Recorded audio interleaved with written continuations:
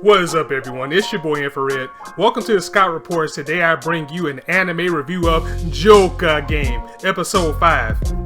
I'm just going to start off by saying, at this point, 5 episodes in, we're pretty much in the pacing that we're going to see for this series, which is unfortunate because overall it has so much potential. But again, just like I said last week, the episode count is really hurting this series right now, as it can be so much more better than what we're getting if they had more time to expand upon either the characters or the plot itself. But because it's being cut so short, I think for an espionage series, we're forced into the same type of episode every week, and we're being spoon-fed exactly what we need instead of giving more time to even figure things out on our own. Not to say that the series is bad. I still enjoy the series. However, I'm beginning to see a trend, or a lot of us even already saw a trend of how this series is going to be overall. And it's disappointing, and it's not the material's fault because this is based off a novel. I think they even have a movie, but for it to have only 12-13 episodes, I think overall it would have been better if maybe we only focused on one agent, or at most 4, so we can have more time for them to actually be on the mission and get to know some of the cogs that are moving, some of the pieces that are moving, instead of by the end everything is just rapidly being explained to us. So with that being said, let's get down to the breakdown of this episode. So our episode starts off in London, 1939, on a dark rainy night, as our agent of the week is met at home once he gets in by a detective, or someone dressed up in a suit rather, at gunpoint, saying that the spy game is up. You're under arrest for suspicion of espionage, which takes us into our opening. And this is the first time that we've seen one of our agents in trouble immediately as soon as the episode starts. So that was pretty interesting. After the opening, we get a flashback from our agent, and this episode is called Robinson, basically because he gives us a narration about the story of Robinson Crusoe, a famous adventurer from Europe who went against his father's wishes and went on the sea, and he was washed ashore, and he stayed on a undisclosed or an uninhabited island for many years. I think he was out to sea about 25-26 years or something like that. And because he was washed ashore, he had to fend for himself and make do with whatever resources he had while he was out, and he made the best of that situation. Even during that expedition, he saved a savage from the island that he was on, and that savage became a very close friend to him, and he named that savage Friday because that was the day that he rescued him.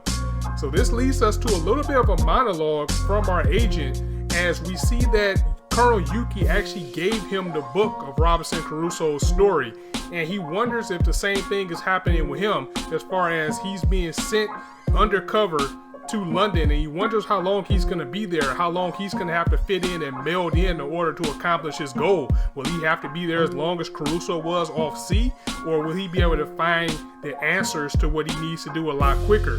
This is could very well be a very psychological episode, and the whole thing with him saying that Crusoe went off to sea against the wills of his father, this could have been a very nice setup to see an agent betray or go against Yuki's will in this one, but of course they didn't. Or did they? So our agent is being kidnapped. He's blindfolded and kidnapped, and he's taken to an office where he's being interrogated. And immediately as this guy sits down, he asks him who he is, as we find out that the agent's name is going by this episode.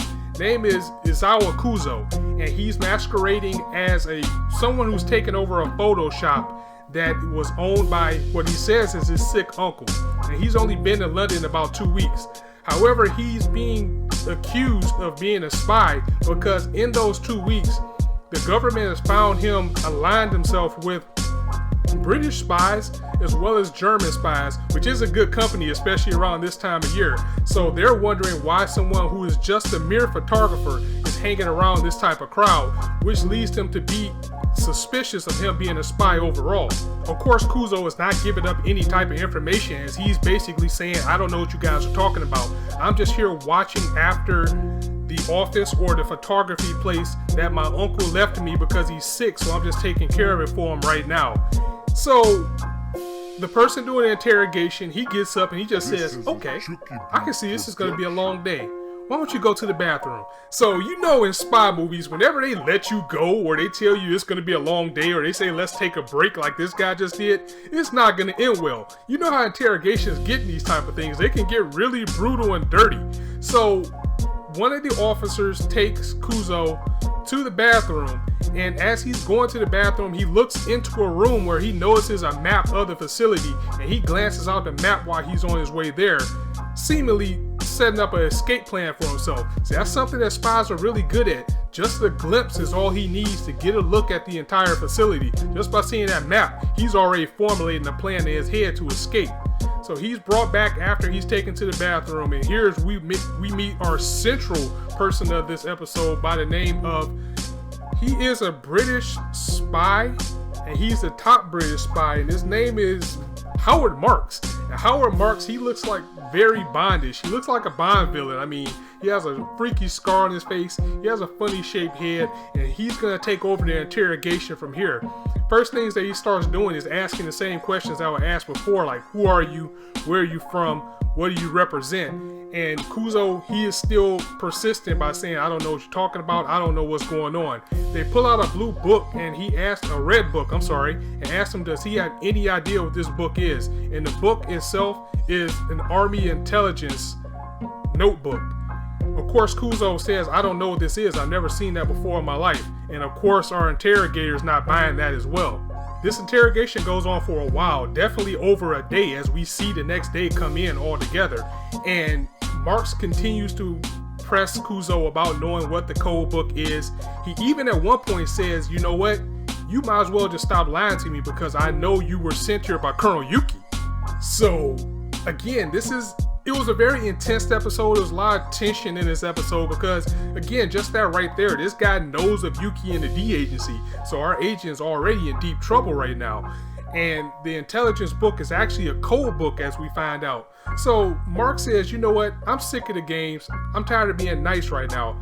Clearly, you're not going to give up your information. You're being trained very well. So what I'm going to do is I'm going to inject you with this truth serum. Because I know if you're dealing with Colonel Yuki, you're not going to give up your intel to us, even if you die. But if I inject this truth serum to you, you're going to give me what I want regardless.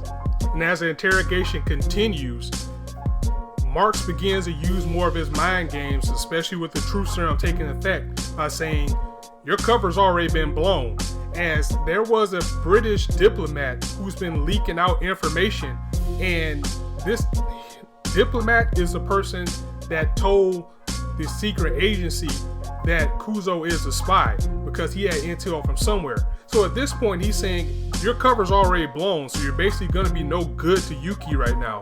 You might as well just align with us, tell us what you know. Why continue to protect him? Because he's not going to save you at this point. You've already blown the mission. You're no good to him. We find out that, again, the book that they had was a code book, as Yuki says after being drugged up from the truth serum, that is a code book, and it sends out a code in Morse. So what Marks wants him to do is he wants him to send out a message to his people that he's working for with a code that they've already predetermined. He wants it to send them in his own language to whoever he's reporting to. And he hopes that this will be enough to damage the Japanese government in order to jeopardize their mission. Kuzo agrees to go ahead and do this, and he commends him for that by saying, you know, thank you very much for giving us this information. Now that you pretty much betrayed your company, you are a friend of the British right now. However, you're still going to be taught as a prisoner. You're still going to be treated as a prisoner because we can't trust you until we have proof that what you sent was either good and not false, or it's going to be enough to damage what we're trying to do right now to Japan. So they still handcuff him off and they ask him to go to the bathroom once again. He's escorted once more to the bathroom by a guard, and on his way to the bathroom, he notices that the way that he's being taken this time is completely different than he was before. He even says that the bathroom that I went to the first time was closer to the room, indicating that he's already staked out that area in his mind with the map. So with that being said, he lures the guard to the bathroom that they're in now, and he feigns that he has some type of illness, and guard comes in to see what was wrong with him as he's sitting there screaming in the window. He uses that opportunity to headbutt our guard, break him down like some fractions, and take a key from him and starts his escape. Now this is probably the best part of the episode. We get some real Metal Gear type of danger and espionage here as Kuzo is making his way through the facility in high pursuit from the guards right now. And everywhere he's going, he's trying to find a way out. He's playing the map in his head, saying if I go this way, I should be able to get to an escape exit if I remember what I've seen correctly. While Kuzo is making his escape, just like the rest of the agents, we do get just a brief, and I mean brief flashback of like 4 or 5 seconds of showing Yuki actually injecting Kuzo with something, which I'm pretty sure will be helpful near the end of the episode. And as he's in pursuit, as the guards are getting closer and closer, he actually runs into a dead end when he gets to the destination that he was looking for from the map. As we see, it's been an even bigger chess game between Marks and Kuzo right now, because again, Kuzo is part of British intelligence, so he's the best of the best as well. The map that he looked at actually lured him into a trap. In fear of danger right now, as the enemies are coming closer to him, he notices a marking on a wall that is a zodiac sign of, I believe it was Mars. I don't remember the exact sign right now. And as the guards are now perplexed because they can't find out where Kuzo went, we get a backstory again of the Robinson Crusoe story that we were told in the beginning, calling back to that, saying that Robinson Crusoe survived out in the wild or out at sea on the island using the resources that was around him. Something on that mark indicated that he did indeed get to a place that could help him, as they were unable to find Kuzo right now. See, this was where things takes a twist, as we find out that, remember, Crusoe saves a savage of the native island and named him Friday. Come to find out that the guard that escorted Kuzo to the bathroom was actually a sleeper agent working for Yuki right now, so he had a friend within the government.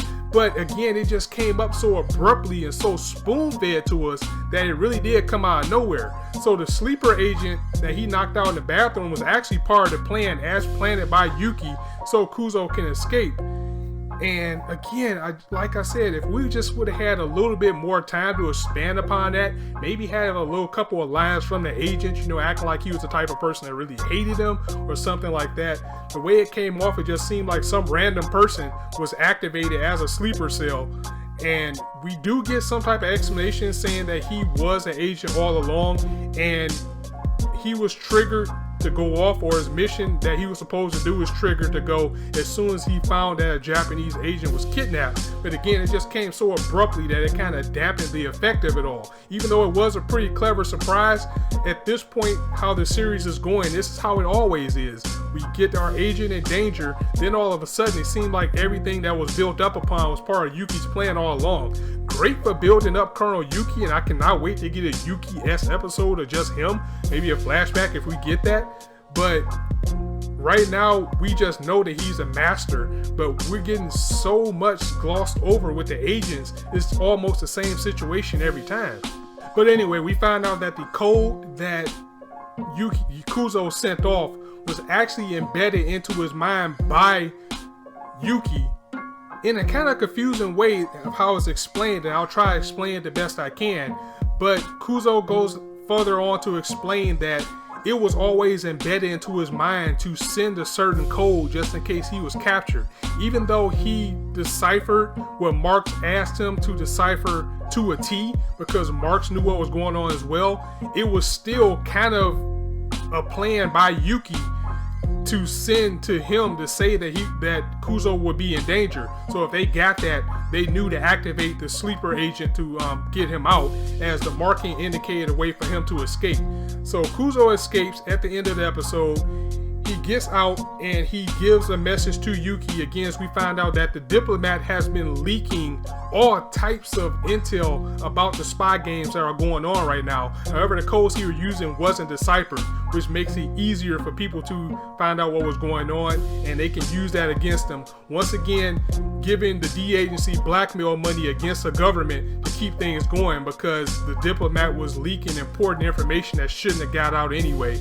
And once again, after the mission is complete. We get another agent who takes a little bit to self-reflect and say, you know, that was fun, but I wonder what I'm gonna do next. And that was the end of the episode. Overall, again, I think if this just had 2 episodes to explain and further the tension and give him a little bit more danger, show him working with some people or things like that, it could have been much better than it was. Instead, we got another cookie cutter type episode that gave us an agent in danger, and once again, everything was all part of Yuki's plan, and it was just abruptly explained at the end of the episode. And again, I am not against everything being part of Yuki's plan, because that's what I expect. I expect this guy to be a master. It's just the thing is, the characters, the agents that we're getting, besides Sakoma that we saw in the first episode, are so cookie cutter and bland. It's almost like they're just robotics. They're just dropped in to do something, and then that's just the end of the episode, and everything just went scot-free for them. So yeah, that was the episode in a nutshell. I am going to continue to cover this series because I really do like it, but I must say I am a little bit disappointed in the direction that it went right now, as it went down in my list as far as top 5. It's probably at 5 right now, especially with Cabaneri and Ray Zero being so great. So let me know what you think in the comments about this episode, guys. Do you think this is too episodic for your taste and it's too cookie cutter, or is it still kind of a refreshing thing to see? I know I'm gonna stick with it because, again, I like the adult aspect of it. I like the more contemporary and espionage feel of it instead of the typical high school kid type of story. But I must admit that I am getting a little bit disappointed with it overall. But I'm enjoying it. I think by the end, as long as it ties everything up to a nice little bow, it can still save a little bit of grace. Again, what I am waiting on is either a betrayal for an agent to die, or for an agent to flat out fail instead of them always getting out cleanly thanks to Yuki being 10 steps ahead of the situation. So I'm gonna go ahead and wrap it up here, guys. If you like the video, go ahead and drop me a like, and if you want to hear more, go ahead and hit the subscribe button, as I'm bringing you guys content almost daily right now. And be sure to join me tomorrow as I give you a review of Bungo Stray Dogs. So on that note, as I always say, you guys can be anywhere on YouTube right now, but you chose to listen to me, and I really appreciate that. So it's your boy Infrar-Ed with the Scott Report signing out. See you soon.